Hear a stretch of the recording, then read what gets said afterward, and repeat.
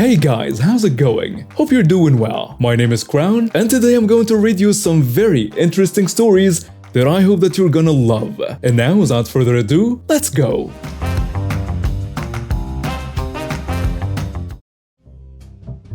Hello everyone, even though I'm not fully recovered yet, I'll try my best to narrate today's episode as best as I could. So I hope you're okay with it if I sound a little bit off than usual. And yeah, also I know I don't do this often, but I'll be ranting a bit at the end of this video after I'm done narrating the stories about something I need to clear up to some of the people following my channel. It's nothing serious, so if you're interested in what I had to say, stick around till the end of the video, and if you're not, here is your stories for the day. Thank you very much.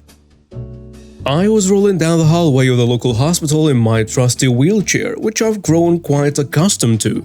You see, I had a little accident involving a ladder and gravity, which resulted in me having lots of stables in my head. Yeah, I know, sounds like quite the adventure, doesn't it? Anyway, I am making my way to the cafeteria because hospital food is not exactly gourmet. As I'm cruising along, I spot them. The double Karens, two ladies both rocking the classic "excuse me" haircut.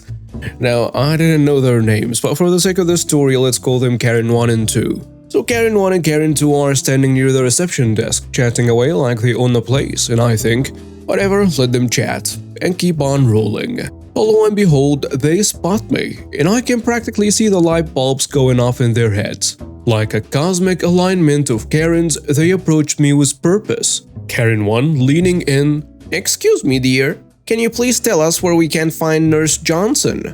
I look at them puzzled. I mean, I am not wearing scrubs, and it's not like I have a Nurse Johnson badge pinned to my chest. "Oh, I'm not a nurse, just a regular patient here." Karen 2 clearly not satisfied. "Oh, nonsense. Don't be so modest, dear.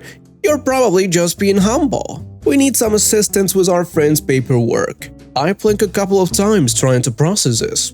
I've got a bandage around my head, and these two are convinced I'm a nurse. But hey, I'm all about being helpful, so I decide to play along.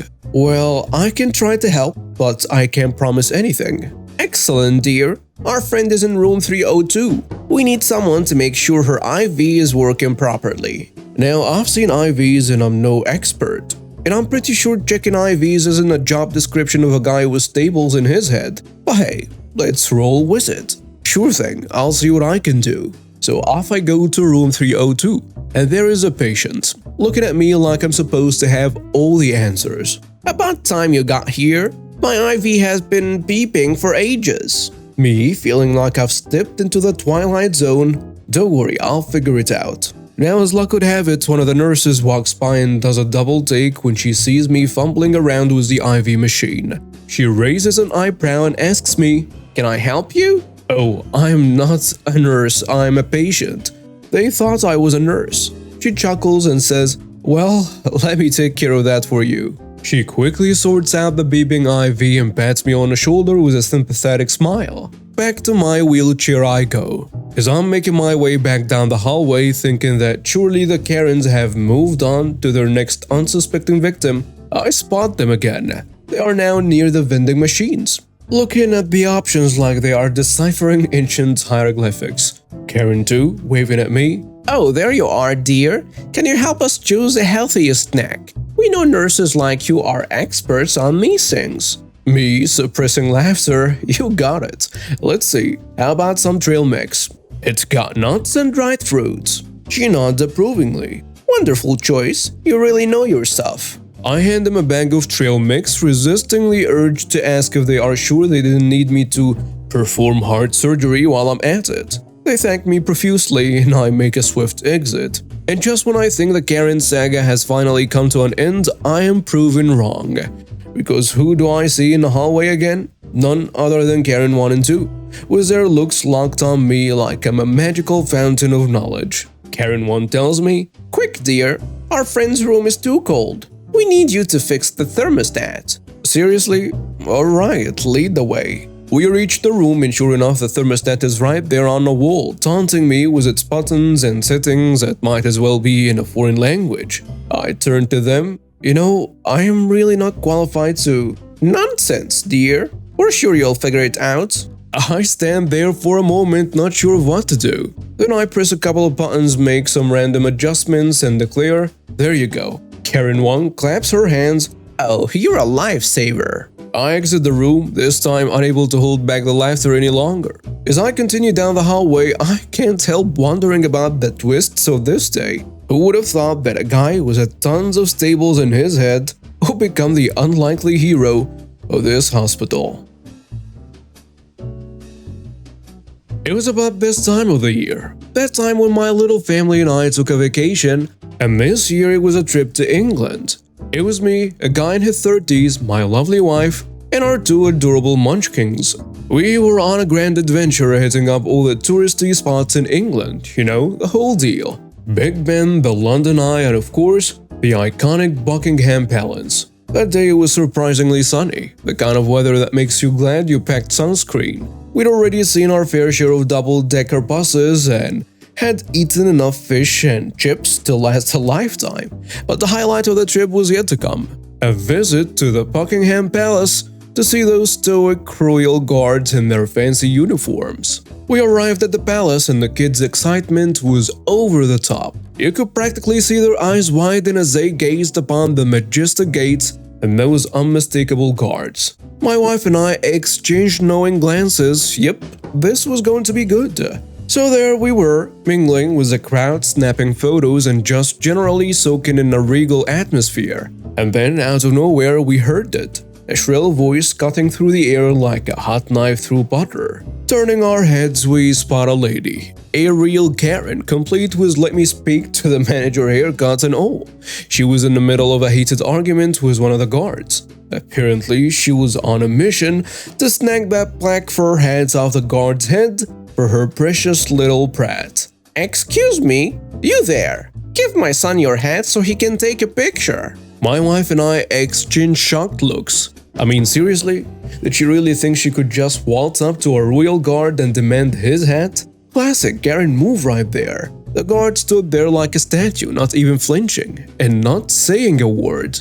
But Karen, oh Karen, she was having none of that. She went for it. A full-on hat-snatching attempt. And let me tell you, the guard wasn't having any of that either. Do not touch the Queen's guard, he boomed, his voice echoing through the courtyard. Karen recoiled, shock written all over her face. Well, here is the thing about entitled folks. They are persistent. And so, like a master of flame, Karen reached out again, fingers extended, ready to swipe that hat. Seriously, it's just a bloody hat, she muttered while reaching her hands. But the guard wasn't having it. With lightning reflexes, he slapped her hand away, and with one solid shove to the chest, he sent Karen stumbling backward. I'll be honest, folks, it was a sight to behold. Now at this point, Karen's rage meter had gone full tilt. She scrambled to her feet, nostrils flaring, and she looked ready to take on the world. But then something happened that took us all by surprise. The guard aimed his rifle at her, not in a let's shoot kind of way, but in a you better back off manner. Let me tell you, that rifle looked bigger than life itself. Karen? Well, she suddenly looked smaller than an ant. She was shaking in her boots, guys, and I couldn't help but chuckle. The crowd around us was in stitches, and someone even shouted, "You go, man!" And just like that, Karen's attitude evaporated into thin air. She turned on her heels and scurried away faster than a squirrel on caffeine. It was almost like watching a cartoon character making a hasty retreat, arms flailing and everything. But oh, here is a cherry on top. In all her haste, Karen forgot something. Or rather, someone. Her brat. The little entitled sidekick who's left behind, bawling his eyes out because he didn't get the guard's hat. "Mommy, I want the hat!" he wailed. The people around us were trying to get Karen's attention, yelling about her abandoned child. And in a flash, Karen was back, snatching her kid's hand and sprinting away like she was competing in the Olympic sprint event. And that, my friends, is a tale of Karen's hat chase at Buckingham's Palace. A classic case of entitlement meets the Queen's Guard. It was a moment of pure hilarity, and to this day, my family and I can't help but chuckle whenever we think about it. I'm 34-year-old female. My sister, 31, was the first among 4 siblings to have a kid. 5-year-old female. My niece is incredibly spoiled by my sister, our parents, and extended family, and my parents bend over backwards for my sister's requests, like canceling their anniversary trip because my sister asked to babysit while she goes on a girls' weekend. This spring, my boyfriend and a rock in my life passed away. At the same time, I lost my job. I had a lot going on and moved back to my hometown. My parents own a rural property they used to rent out, and the property had been empty for a while and fairly run down. My parents invited me to stay there rent-free, told me it was my home for as long as I needed. I invested a lot of my time and money, found a remote gig into getting the house fixed up. I also made friends with Olha, a Ukrainian refugee with a young daughter. Olha was struggling and I invited her to stay with me for a couple of months while she gets back on her feet. I could use company as well. She was very thankful but hasn't made a firm response yet as she's trying to make things work independently. My parents had no issue with this. Until a recent drama. My brother-in-law had been working for a shady company which skirted regulations for profit. The law had caught up with the owner who folded the company and left the country. I'll cut this short given the post character limit. A few other things went down and my sister's family abruptly moved to our hometown. Moving in was my parents. Almost immediately my parents and sister approached me to swap. I move in with our parents and sis and her family take my place. They said the house I lived in was too large for one person, and it would be so much better for my niece to live on a beautiful property in nature. I didn't understand. My parents have 2 guest rooms.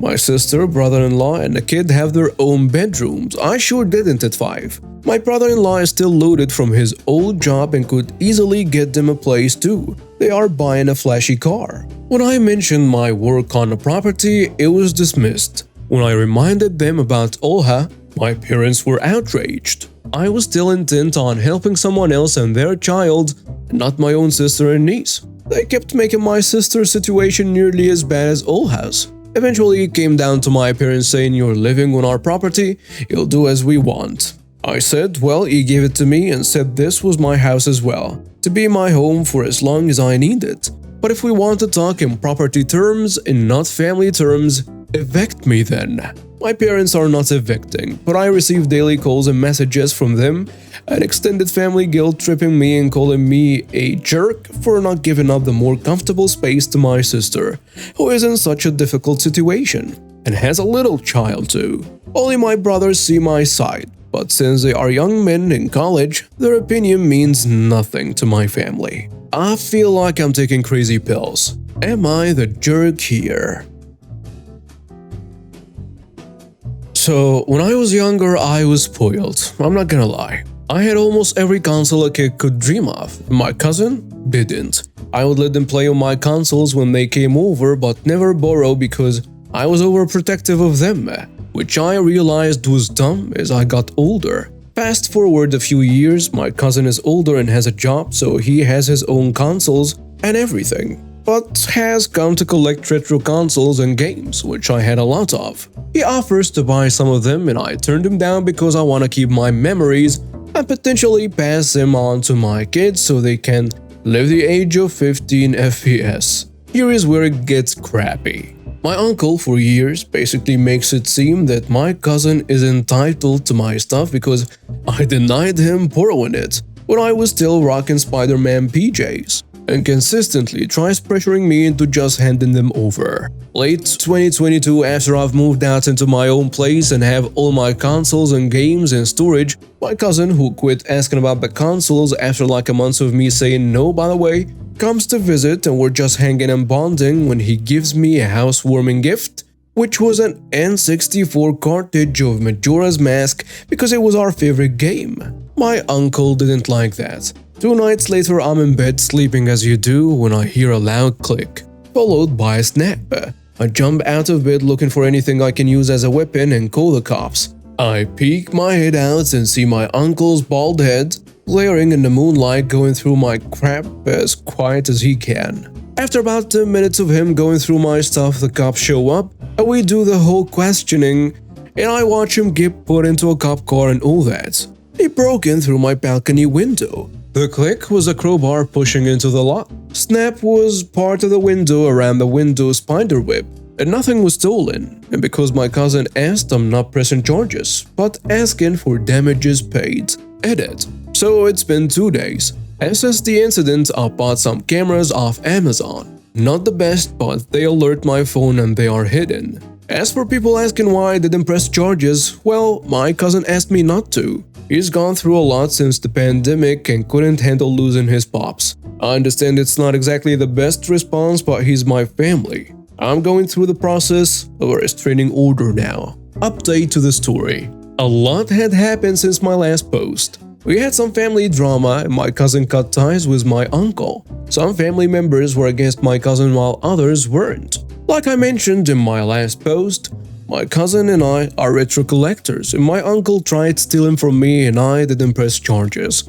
Since then, my cousin has moved in with his girlfriend and she's a nerd too, so love at first sight. They started putting their collection in their own gaming room and it looks awesome.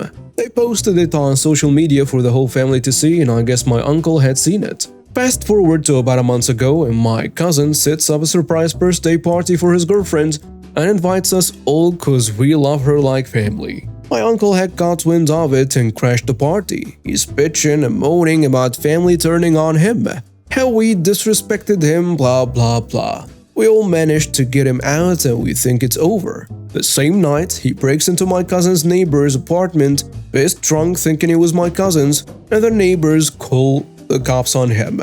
They show up and take statements, do their job, and my uncle gets slapped in cuffs and dragged down to jail. My cousin was devastated, but I'm not gonna lie, I found it hilarious and thought you would too. I only recently got permission to post now as the situation died down a bit amongst family. For those who will ask, yes, he was charged with breaking and entering, attempted assault and disturbing the peace, as there was footage from the building CTV of him yelling at civilians trying to get into the building. Hey guys, first of all, I'd like to thank everyone who wished me a speedy recovery and sent me love and prayers. I really love you guys. It's a blessing to have you by my side, really. I am forever grateful for my amazing Crown crew, for all the support and unconditional love. Second, usually I'd skip the part where I give these people a spotlight to shine under and would simply brush them off as if they are nothing, but, you know, when I'm sick like that, my toleration levels hit a nasty low. So I stopped taking crap for most of the people that I usually give a pass under normal circumstances. A few of the viewers on my channel whined about the voice I used last night to replace me, since I was pretty much bedridden and couldn't move a limb. Listen, I don't mind if you don't like it. I don't mind if you hate it. I don't mind if you unsubscribe because of it.